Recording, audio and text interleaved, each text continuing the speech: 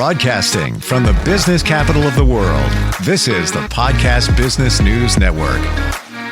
I'm very gratified these days that people are comfortable in saying, I'm going to go talk to my therapist.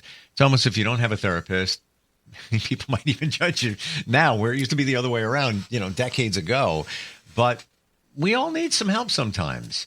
And there's different types of therapy. Today, we are going to focus on music therapy and how using music can help people, especially children with challenges, move their life forward and communicate and feel freedom and liberation and so much more.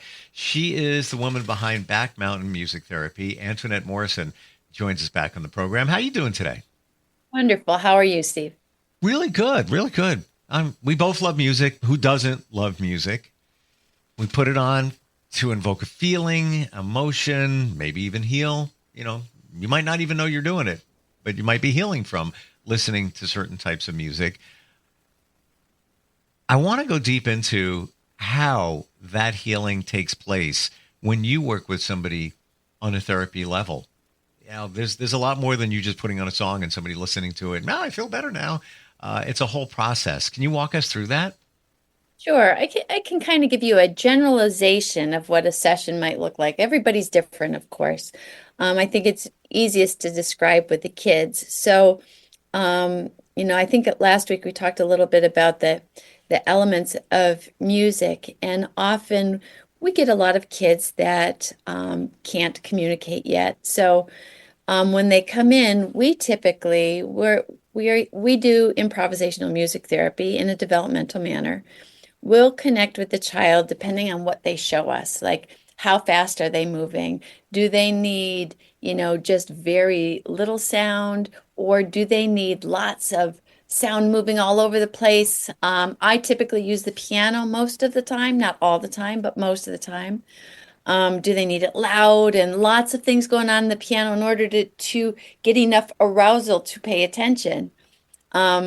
And what are the sounds that they're giving us? How fast are they moving? So typically we take a look at the child and we improvise a small little tune.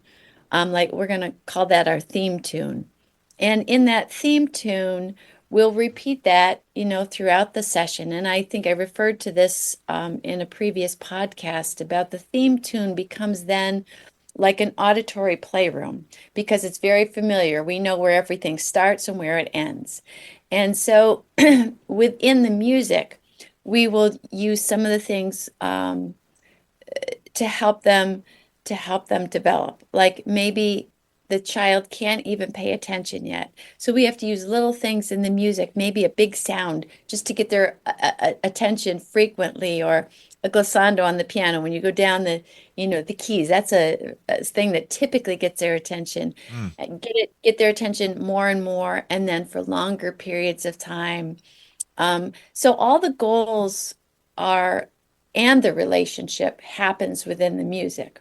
Or even some of my adults, like the adults' mental health, sometimes the easiest way to connect, some of the people with depression have very fragmented thinking, and it comes out right away in the music, in little bits of music. And so helping to connect, get the music connected. And some of the people that I work with have never had any kind of musical background, adults or children. Most everybody here has. In fact, I personally think it's harder to work with somebody who's got a little bit of a music background because they're thinking about it more, I think. I see this in a whole different light. I really do, Antoinette. This is more, you have a challenging job situation. You need to read them and figure them out. Before you can do anything, before you can jump into the therapy, before you can jump into the healing, whatever it might be, you got to, see where they're at and what motivates them, what maybe shakes them, and that's not what you want to do. Right. Very delicate balance. I think we all do that possibly to a certain extent, but we really have to listen with our eyes and our ears, and you hit it on the nail when you said you got to see what motivates them. You got to figure out right away, what shuts them down and keep working with what motivates them. How do you find the patients? I think when you find a person's internal motivation, it's not hard. Everyone, I can say with certainty, 100%, everyone that comes here loves coming here. So, I don't know. I think when you understand, if you understand a big sound is going to shut a kid down, if you understand what's shutting them down and why, it's not difficult. You understand why they're becoming dysregulated or upset or, whatever the case may be. Do you feel almost like you're on a mission when you work with, let's say, somebody new where that didn't work? Well, that might work. Like internally, it seems like you're wired to figure it out. I'm going to find out. I am going to connect with them. I've done it many, many, many, many, many hundreds of times before. I'm going to do it again for this person. Might take a little bit longer, but I'm going to do it. I think because I haven't enough years behind me, often when people call, I will ask them a lot of questions, and I already have an idea of what's going on before they even walk in the room most of the time. If they're telling me their kid, is running around a lot or banging into things or jumping up and down, I already know that they're seeking out some proprioceptive input and possibly, louder music, banging on the piano, banging on the drums is possibly, going to light them up. Okay, let's use that as an example. What's actually happening at that moment when they hear this crescendo or this loud noise? How does that work within, let's say it's a child. How does that work within them? Well, I'm following their lead. So whatever they're showing me, initially I'm matching, and I'm giving to them whatever sensory input they're seeking. So if you start shutting a kid down and they're seeking a sensory input, like maybe they're flapping their hands and maybe that stimulates them enough to pay attention. Well, if you try to shut that down, it's going to be harder for them to pay attention. You got to get attention before you go anywhere else. You have to have safety first. That's ground zero. And then you have to be able to get their attention, because nothing is going to work if they're not paying attention to you. That's a challenge in itself. Get them to pay attention to you. Well, I mean, it's all these kids are still kids. So I'm talking kids now, but they're all kids. And if you look at them like that, there's something that makes every child, light up. And you just kind of figure that out, as you meet them in the room, I guess. For you, and I'm going to go back and focus on you for a moment. Okay. You're a music therapist. Did you find that music was therapy for you way, way, way back? I don't, I was a really quiet kid, and I had a propensity towards the piano from before I was even 5. My parents started me on piano. I don't know if it was therapeutic, but it was my voice. It was who I was. I did it. That's how you knew who I was, like in school. And I think, Wow. when somebody presented music therapy, and I think this is the case with most of the students I used to speak with, it just made so much sense. It was all my interests, combined. You made something very clear for me in what you just said. In What's that? When I was younger, elementary school, I wanted to be on the radio, but I wanted to be a cartoonist. And I would work at both of them in all different ways. And I always thought that art and cartooning was my therapy. I had that like epiphany in the last couple of years, like, because you had some challenges, you got bullied in school and other things going on. That was kind of my outlet, my challenge. And I believe to a point it was, but what you just said, I never realized. It was my outlet. It was my That's how I got attention too. Yeah. Because where did it go from there? Well, Mr. Eaton in fifth grade, never forget him. He encouraged my creativity. So I was the editor of the classroom newspaper. My cartoons could be in there, and people say, "Yeah, it's really good." Then it took it to junior high, then took it to high school, where it my cartoons would be featured in their newspaper. It was actually a real tabloid, newsprint newspaper, which was cool. And then I was voted class artist. So it was my outlet, my attention. I'm trying to think of the word that you said before, but that's where it's at. Voice. Your My voice. voice. Yeah. Thank you. Yes, that was my voice. And a few years later, I pivoted off of that, and then went into broadcasting at age 17, and that's where it all began for me. But I never abandoned the art thing. I opened up an ad agency, and guess what? I use that every day. It wasn't for naught. But the voice, yeah, and who doesn't want to be heard? Even a child with challenges who isn't even that proficient in verbal skills, but they want to be heard. They want to be seen, right?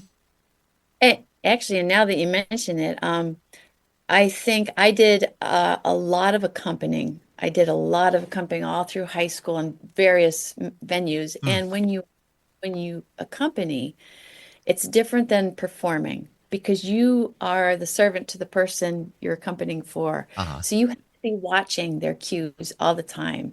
And actually, now that you're mentioning what you said, I think that probably, kind of set me up for, being perceptive with clients as I got into music Wow. therapy. And I feel I'm the same way in a lot of regards. I don't have to have the spotlight. I like working with a team. I don't care who scores the touchdown. It's all good. But there's always different roles. Sometimes you're in the spotlight. Sometimes you're accompanying somebody. And it's almost when you're working with somebody on a therapy level, it's almost like you're accompanying them there, right? Yes. Yeah, it really is. Hmm. Accompanying them on their journey. How often does somebody you're working with want to, best description, do a solo, like do their own thing, and then you kind of like watch them, guide them along the way? Does that happen a lot? It happens, yeah. Hmm.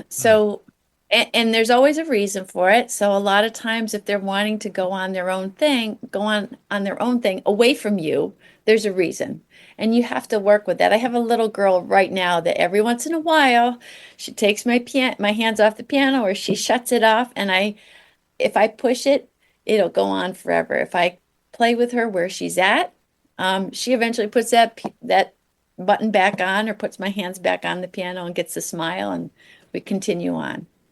Is the piano the key instrument in terms of what you do? Is it the one you always go back to? And if so, why?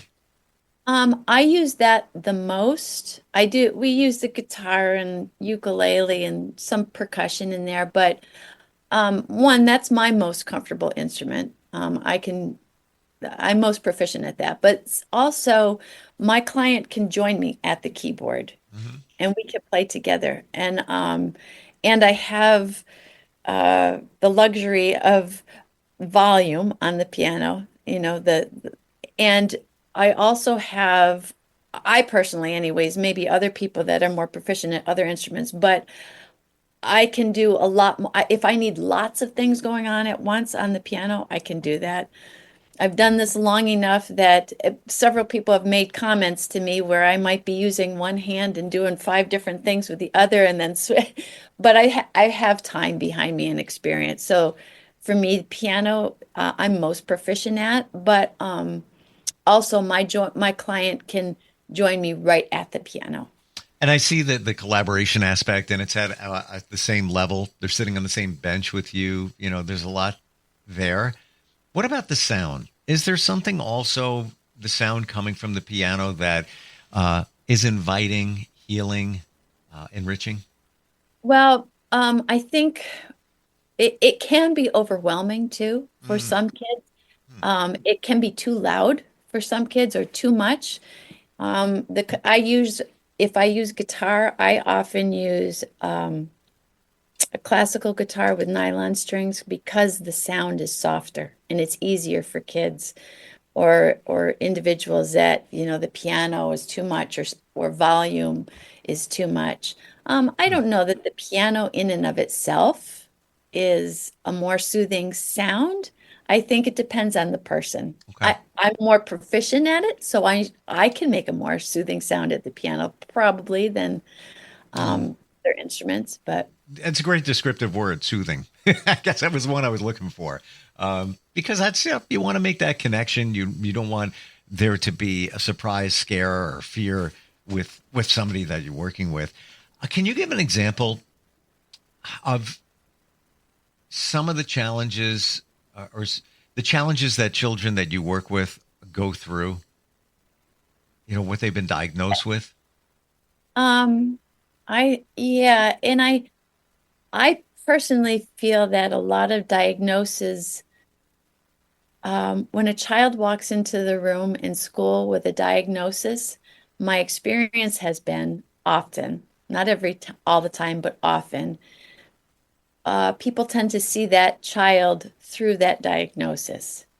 I've experienced where educators thought there was a diagnosis and saw behaviors that did not exist. So I think people's understanding of what's going on or lack of understanding of what those behaviors serve and what they're about comes to the child's detriment often if there's a lack of understanding.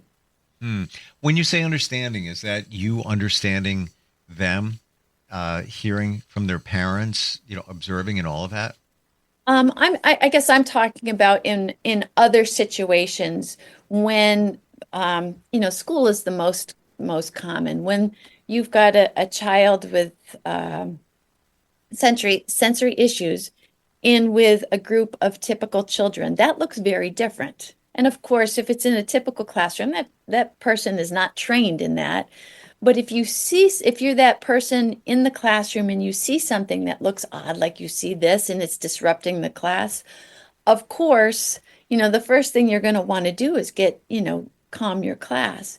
But for that child, stopping that also might, I'm just using this as paying attention as one example, you might lose their attention also.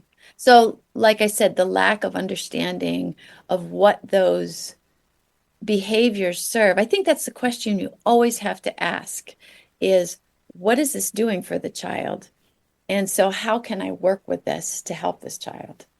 Is it mostly communication when what opens up within a child? Do you find that those are a lot of the aha moments with now the child communicates differently or maybe better based on the music therapy that they're getting?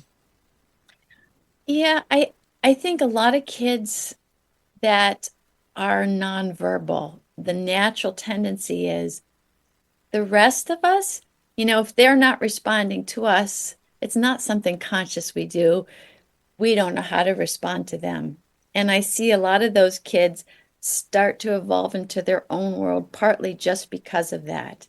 And when I start to follow them in the room with what they're doing, and they start looking at me and then start doing things to get my attention, that's the real big aha moment. Because now, instead of just doing things in their own little world where they're really not going to evolve that way, they're starting to develop a relationship and look for feedback. And that's where all development is going to happen between individuals, really. How does it make you feel when you feel that, you see that there's some progress being made, child is responding, they're actually enjoying their session with you? What's that feel like inside? Well, I'll tell you, Steve, there is no funding in the state of Pennsylvania for music therapy. There's no funding for developmental work yet in Pennsylvania. So it feels good enough that I need to do this despite. You're on a mission and you have a goal, and it's don't get me started on the healthcare system. We'll be here for 28 hours, and that's just the introduction. But yes, I hear what you're saying. And there's so many wonderful modalities out here that can help adults and children move their lives forward. And unfortunately, there's not funding for it. It's not recognized in insurance and all of that. But music is everything. Food is life, they say. Food is medicine. I'm going to put music right, along the way there. Can survive without music, but it is. Can you imagine a world without music? I can't. Well, if we think about music as a way of relating, that I would say the relationship part is more important than the food part. And so however we find, however we are able to relate to people. And so with music, it's easy to do it without language, Yeah. So you can speak their language without speaking their language. 100%. And when I think to everybody in my circle, I can't identify one person that doesn't like going to see live music. Some more than others, Yes. but every single one of them, and maybe it's just my world, I don't know. But everybody at some point says, let's go hear that DJ. Yeah, that band, I want to check them out. There's just something that comes from it, like a feeling, and you, like you said, a relationship, a connection. Yes. It could be strangers.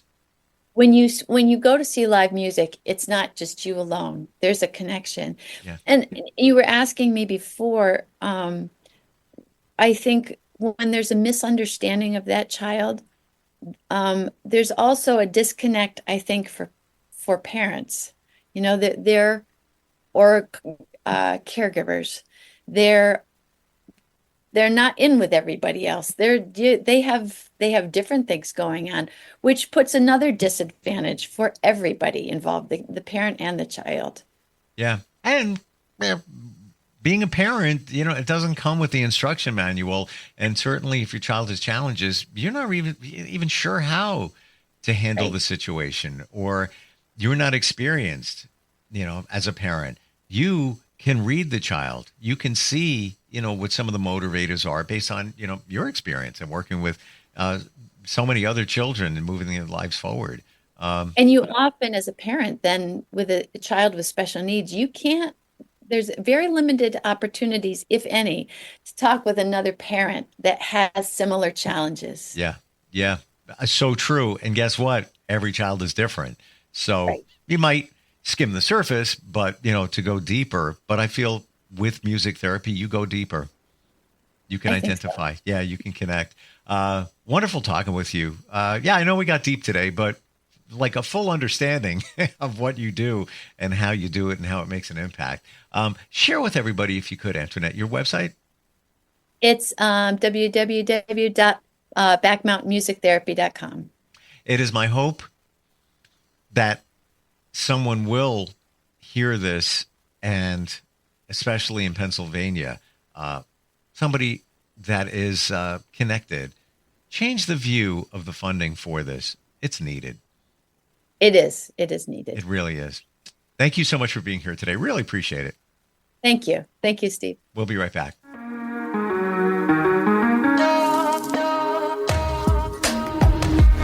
Broadcasting from the business capital of the world, this is the Podcast Business News Network. Hi, this is Terry Crews, actor, former football player, game show host, father of 5, and all-around big dude. I'm also an expert on drama. I know all kinds of drama. There's the good kind that comes with having a house full of kids. There's the bad kind, like season-ending injuries. There's the necessary kind, like having an agent in Hollywood. And there's silly drama, like the drama around my percolating pectorals. And then there's the drama you can skip. Skip the drama that comes with not having your high school diploma or equivalency. Find free adult education classes near you and finish your high school diploma. Visit finishyourdiploma.org. Or text diploma to 97779. Message and data rates may apply. Reply STOP to opt out. That's diploma to 97779. And leave the drama to actors like me. Brought to you by the Dollar General Literacy Foundation and the Ed Council.